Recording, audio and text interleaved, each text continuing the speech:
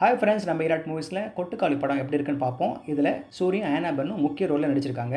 இந்த படம் international film ஃபெஸ்டிவலில் screen பண்ணதும் ஒரு ஹைப் கிரியேட் ஆயிடுச்சு. அதுக்கு மேலே அதோட போஸ்டரும் ட்ரெய்லரும் இன்னும் தூக்கிடுச்சு. சரி, கொட்டுக்காளினா என்ன? பிடிவாதமாக இருக்கிறவங்கள தான் அப்படி சொல்கிறது வழக்கமாக. படத்தில் ஹீரோ பாண்டி தன்னோட முறப்பெண் மீனாவை 12th முடித்த உடனே கல்யாணம் செய்துக்காம அவள் காலேஜ் படிப்பை முடிச்ச உடனே பார்த்துக்கலான்னு விட மீனாவோ காதலை விடறா. இதனால பாண்டியை கல்யாணம் பண்ணிக்க மறுக்கிறா. இதுக்கு மொத்த குடும்பமே அவரோட லவர் ஏதோ மருந்து மாயம் வச்சுட்டான் போலன்னு பேய் பெல்லி சூனியத்தை எடுக்கிற சாமியார்கிட்ட அழிச்சிட்டு போறாங்க. அப்படி அவங்க அழிச்சிட்டு போற வழியில என்னென்ன நடக்குதுன்னு தான் படத்தோட கதை. கடைசியில மீனாவுக்கு பிடிச்சிருக்க பேய் ஓட்டப்படுதா, பாண்டிய கல்யாணம் பண்ணாலா என்பதுதான் படத்தோட மீதி கதை. இது இயக்குனர் வினோத் ராஜோட 2வது படம் தான். முதல் படம் கூழாங்கல் 2021 ஆஸ்கார் விருதுல இந்தியாவோட என்ட்ரியா இருந்தது. இந்த படத்தோட ஃபர்ஸ்ட் ஹாஃப்ல மீனோட குடும்பம், பாண்டி குடும்பத்தை சார்ந்தவங்க, நேர்ந்து உரத்துக்கு ஒரு கோழி, இன்னும் சில பேரும் மோட்டார் சைக்கிள்ல ஆட்டோ ரிக்ஷாவில் கிளம்புறத பாக்குறோம். இந்த பயணத்துல பாண்டி கூட பிறந்தவங்களோட அங்கலாய்ப்புகளும் சச்சரகுலமா தொடங்கி வழியில பெண்களுக்கு ஏற்படுற அசௌகரியங்க, அதுவே ஆம்பளைங்களுக்கு இருக்கிற சௌகரியம் பல விஷயங்களை தொட்டுட்டு போறாரு. நடுவில் தெய்வத்துக்கான பூஜை, சொன்னங்கின சேவலுக்கான சிகிச்சைன்னு போய் இன்டர்வலுக்கு முன்னாடி பாண்டிக்கு ஒரு ஆவேசத்தை பார்க்கணும். நடிப்புல பயமுறுத்துறாரு மனுஷன். செகண்ட் ஹாஃப்ல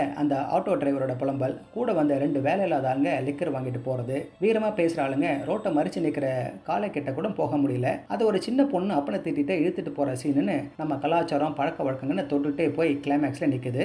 இந்த ஸ்லோபன் டிராமாவில் பாண்டியா சூரியும் மீனாவும் ஆனாபென்னும் கலக்குறாங்க. ஒருத்தர் முறப்பண்ணு படிக்கட்டும்னு விட்டு போனதுக்கு இப்படி மானத்தை வாங்கிட்டாலன்னு இருக்கிற ஆதாங்கத்தையும் மரண கோபத்தையும் முதல்ல முறைப்போட கரகரத்த குரல பேசிட்டே இருந்துட்டு மீனா பாட்டை முணுமுணுத்த உடனே ட்ரிகர் ஆகி ஆவேசமா ருத்ர தாண்டம் ஆடுறாரு. இன்னொருத்தரோ என்னை ஒன்னும் அசைக்க முடியாதுன்னு பிடிவாதமா நடுவில் ஒரே ஒரு வசனத்துக்கு மட்டும் வாயை திறந்துட்டு ஜாம்பி மாதிரி கடைசி வரை வராரு. ஆனா அந்த மௌனம் தான் அதிக சத்தமா இருக்கிறத உணர்வோம். பாண்டியோட அடிப்பட்ட ஈகோனால வன்முறை, உரிமை, கோபமான வெடிப்புங்கன்னு மொத்த ஆணாதிக்கமும் வெளிப்படுது. மீனா அந்த மூர்க்கத்துக்கு மௌனம் தான் சரியான பதிலுன்னு கொடுக்குறாங்க.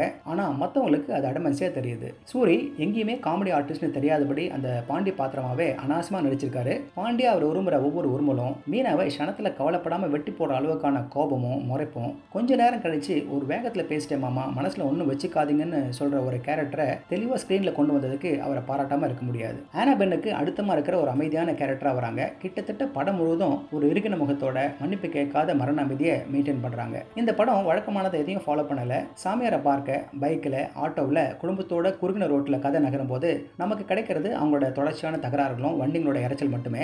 ஒரே ஒரு வாட்டி ஒரு ஃபங்க்ஷனை தாண்டி போகும்போது மீனாவோட மௌனம் கலையுது. மீனாவும் மற்றவங்களும் அதுக்கான எதிர்வினை அனுபவிக்கிறாங்க.